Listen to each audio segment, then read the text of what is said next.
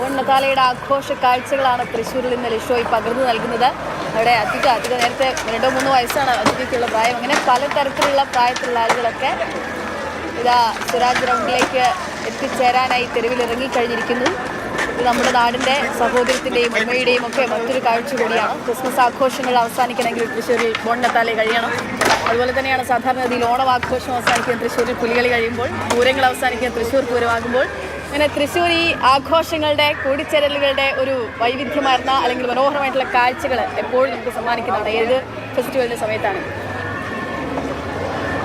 തൃശ്ശൂർ സ്വരാ റൗണ്ടിലേക്ക് പാപ്പമാർ ഒന്നൊന്നായി ഇങ്ങനെ ഒഴുകിക്കൊണ്ടേയിരിക്കുന്നു. 15,000-ലേറെ സാന്റാമാരെ അണിനിരത്തിക്കൊണ്ടാണ് ബോൺ നതാലെ സംഘടിപ്പിക്കുന്നത്. ഒട്ടേറെ നിശ്ചല ദൃശ്യങ്ങളൊക്കെ ഇതിൻ്റെ ഭാഗമായി ഒരുക്കിയിട്ടുണ്ട്. പ്രകാശം കൊണ്ടുള്ള കാഴ്ചകൾ കൂടി ഇതിൻ്റെ ഒപ്പമുണ്ട്. പക്ഷേ അത് നമുക്ക് കുറച്ചുകൂടി സമയം കഴിയുമ്പോഴാണ് അത് ആസ്വദിക്കാൻ കഴിയുക.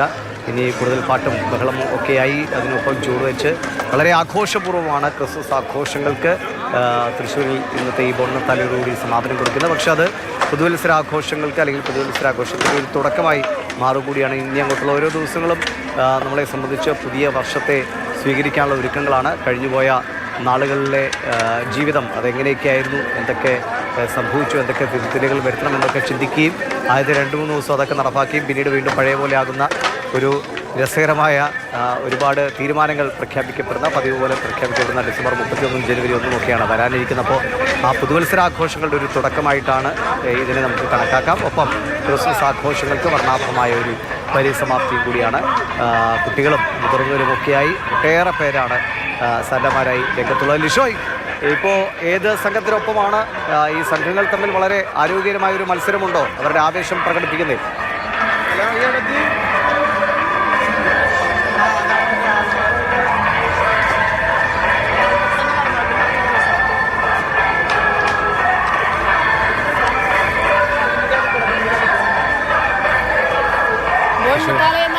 ക്രിസ്മസിനാണ് അങ്ങനെ മെറി ക്രിസ്മസ് ആഘോഷങ്ങൾ, ക്രിസ്മസ് ആശംസകളൊക്കെ എല്ലാവർക്കും നേർന്നുകൊണ്ട് അങ്ങനെ ക്രിസ്മസ് പാപ്പമാർ അവരങ്ങനെ നിറഞ്ഞിരിക്കുകയാണ്. ചുവന്ന് തുടുത്തിരിക്കുന്ന ഒരു തൃശ്ശൂർ നഗരിയാണ് നമ്മൾ കാണുന്നത്. ചുവപ്പണിയുന്നു തൃശ്ശൂരിനെ ആകെ. സ്വരാജ് റൗണ്ടിലേക്ക് എത്തിച്ചേരണം. ഇനി സമയം കുറച്ച് മുന്നോട്ട് പോകട്ടെ എന്നുള്ളതാണ്. മുന്നോട്ട് പോയാലാണ് ആ ഇരുട്ട് വരിക. ഇരുൾ വരുമ്പോൾ ഇവിടെ പ്രകാശം തെളിയും. ആ പ്രകാശത്തിൽ പാട്ടിൻ്റെ ആവേശത്തിൽ, പാട്ടിൻ്റെ താളത്തിൽ ചുവടുവെക്കുന്ന പാപ്പമാരെ നമുക്ക് കാണാൻ സാധിക്കും. ആ കാഴ്ചയിലേക്കാണ് നമ്മളൊക്കെ കണ്ടും നട്ട് കാത്തിരിക്കുന്നത്. ലിഷോയ്, ഞാൻ ചോദിച്ചത് ഏത് ടീമിനൊപ്പമാണ്? ഇവർ തമ്മിൽ ഒരു കുട്ടികളൊക്കെ ആയതുകൊണ്ട് ഒരു മത്സരം, നമ്മുടെ ശബ്ദം ഉയരട്ടെ, നമ്മുടെ ചൂടുകൾ വേഗമാകട്ടെ എന്നുള്ളൊരു മത്സരമൊക്കെ ഉണ്ടാവുമല്ലോ. അങ്ങനെയാണോ സംഘങ്ങൾ പോകുന്നത്?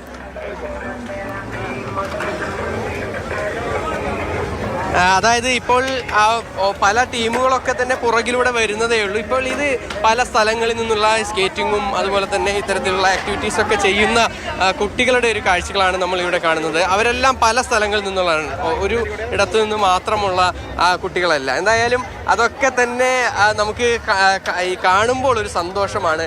ആഘോഷങ്ങൾ എപ്പോഴും ഈ തൃശ്ശൂരിനെ സംബന്ധിച്ചിടത്തോളം വളരെ വർണ്ണാഭമാണ് എന്നുള്ളതാണ് ഏറ്റവും പ്രധാനപ്പെട്ട കാര്യം. അത് പുലികളിയാണെങ്കിലും പൂരമാണെങ്കിലും അതുപോലെ തന്നെ ബോൺ നതാലയാണെങ്കിലും അതൊക്കെ വളരെ വർണ്ണാഭമാക്കുക എന്നുള്ളത് ഇവിടുത്തുകാരുടെ ഒരു പ്രത്യേകത കൂടിയാണ്. അതുകൊണ്ട് തന്നെ വലിയ ആവേശവുമാണ് ഓരോ തവണ ബോൺ നതാലയും അതുപോലെ തന്നെ അത്തരത്തിലുള്ള ചടങ്ങുകളും ഒക്കെ നടക്കുന്ന സമയത്ത്. അതെല്ലാം തന്നെ ആളുകൾക്കിടയിൽ വളരെ വലിയൊരു സ്വീകാര്യത ഉണ്ടാക്കുന്നൊരു കാര്യം കൂടിയാണ്. അതിൽ രാഷ്ട്രീയമോ മതമോ അല്ലെങ്കിൽ മറ്റേതെങ്കിലും തരത്തിലുള്ള വേർതിരിവുകളോ ഒന്നും തന്നെ ഇവിടെ ഉണ്ടാകാറില്ല എന്നുള്ളതാണ് മറ്റൊരു പ്രധാനപ്പെട്ട കാര്യം. അതുകൊണ്ട് എല്ലാവരെയും കൈനീട്ടി സ്വീകരിക്കും. തീർച്ചയായും അധികയാണ്. സംസാരിക്കോ? എങ്ങനെയുണ്ട്? ആണാണോ? കുഴപ്പമില്ല, ആളെന്തായാലും സംസാരിക്കില്ല. എന്തായാലും വന്നുകൊണ്ടിരിക്കുകയാണ് മുന്നോട്ട് ആള്. അതെ. അപ്പം ഒരുപാട് കുട്ടികളുണ്ട് ഇങ്ങനെ സമാനമായ രീതിയിൽ.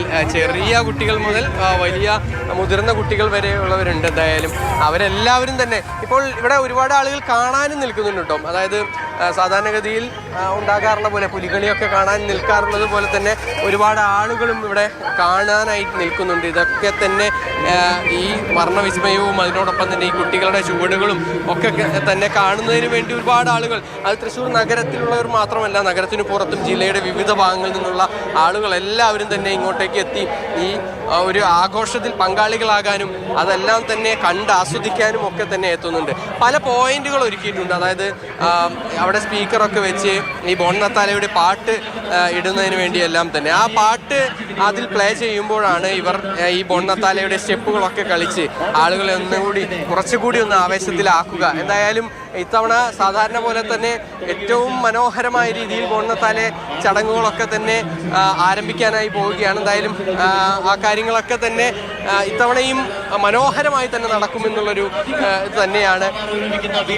എന്തായാലും വലിയ ആ ഒരു ആഘോഷങ്ങൾ തന്നെയാണ് തൃശ്ശൂരിനെ സംബന്ധിച്ചിടത്തോളം ബോൺ നത്താലയുടെ ഭാഗമായി നടക്കുന്നത്. അതിൻ്റെ ഒരു സ്വരാജ് റൗണ്ടിലേക്ക് ഇപ്പോൾ പ്രവേശിക്കുകയാണ്. ഈ ടീമുകൾ ഓരോന്നോരോന്നായി സ്വരാജ് റൗണ്ടിലേക്ക് ഇവിടെ പ്രവേശിക്കുകയാണ്. ഇനി ഇങ്ങോട്ട് ഓരോ ഇടവകകളിൽ നിന്നുള്ള അല്ലെങ്കിൽ ഓരോ ഭാഗങ്ങളിൽ നിന്നുള്ള കുട്ടികളും മുതിർന്നവരും ഉൾപ്പെടെയുള്ള ബോൺ നത്താലെ സംഘങ്ങൾ ഇങ്ങോട്ടേക്ക് എത്തുമെന്നുള്ളതാണ്. ഇപ്പോൾ ജില്ലാശുപത്രിയുടെ ഒരു പരിസരത്ത് സെൻറ് തോമസ് കോളേജ് റോഡിലൂടെ കടന്ന് അതിൻ്റെ ഉള്ളിലേക്ക് ഇപ്പോൾ ഈ സ്വരാജ് റൗണ്ടിൻ്റെ അകത്ത് പ്രവേശിക്കുന്ന ഒരു കാഴ്ചയാണ് നമുക്കിപ്പോൾ എന്തായാലും കാണാനായി സാധിക്കുന്നത്. ഇനി ഇവിടെ നിന്ന് അങ്ങോട്ട് എല്ലാ ഇടങ്ങളിലും പാപ്പായമാർ കയറി സ്വരാജ് റൗണ്ടിലേക്ക് എത്തി ഈ ഇരുവശത്തും നിൽക്കുന്ന ആളുകളെയെല്ലാം തന്നെ പരമാവധി അവരെ ആസ്വദിപ്പിക്കുന്നതിന് വേണ്ടിയുള്ള ആ ഒരു തരത്തിലുള്ള സ്റ്റെപ്പുകളും കൂടാതെ അതിനു വേണ്ടിയുള്ള ഈ ടേബ്ലോകളും അങ്ങനെ ഒരുപാട് കാര്യങ്ങളുണ്ട്. അതെല്ലാം തന്നെ നമുക്ക് എന്തായാലും അല്പസമയത്തിനകം തന്നെ കാണാൻ സാധിക്കും. ഫ്ലാഗ് ഓഫ് കർമ്മം എന്തായാലും കഴിഞ്ഞു. ഇനി പുറകെ വരികയാണ്. നമുക്ക് ആ ദൃശ്യങ്ങളിൽ തന്നെ കാണാൻ സാധിക്കും. പ്ലോട്ടുകളെല്ലാം തന്നെ അവിടെ നിരന്നു കഴിഞ്ഞു. പ്ലോട്ടുകൾ എല്ലാം അവിടെ നിരന്നു കഴിഞ്ഞു. പല വിധത്തിലുള്ള പ്ലോട്ടുകളുണ്ട്. ആ ഏകദേശം 20ഓളം പ്ലോട്ടുകൾ 20ലധികം പ്ലോട്ടുകൾ എന്തായാലും ഇത്തവണ ഒരുക്കിയിട്ടുണ്ട്. ഇത്തവണത്തെ പ്ലോട്ടുകളുടെ ഒരു പ്രത്യേകത എന്ന് പറയുന്നത് എല്ലാ പ്ലോട്ടുകളും വളരെ വർണ്ണാഭമാണ്. അതുപോലെ തന്നെ ഈ ലൈറ്റിലെല്ലാം തന്നെ അതിൻ്റെ ഒരു ഭംഗി വർദ്ധിക്കുന്ന രീതിക്കുള്ള പ്ലോട്ടുകളാണ് ഇത്തവണത്തെ ബോൺ നത്താലേക്ക് എന്തായാലും ഒരുക്കിയിട്ടുള്ളത്. അതെന്തായാലും വളരെ മനോഹരമായി തന്നെ കൃത്യമായി എല്ലായിടങ്ങളിലും ഓരോരോ സംഘങ്ങളുടെ കൂടെയും വരും എന്നുള്ളതാണ് മറ്റൊരു പ്രധാനപ്പെട്ട കാര്യം.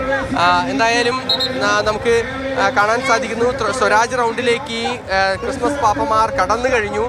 ഇനി ഇതിന് പുറകിലൂടെ എല്ലാം തന്നെ നിരവധിയായ സംഘങ്ങൾ ഇങ്ങോട്ടേക്ക് എത്തിക്കൊണ്ടിരിക്കും. അപ്പോഴാണ് യഥാർത്ഥ മനോഹാരിത നമ്മൾ കാണാൻ പോകുന്നത്.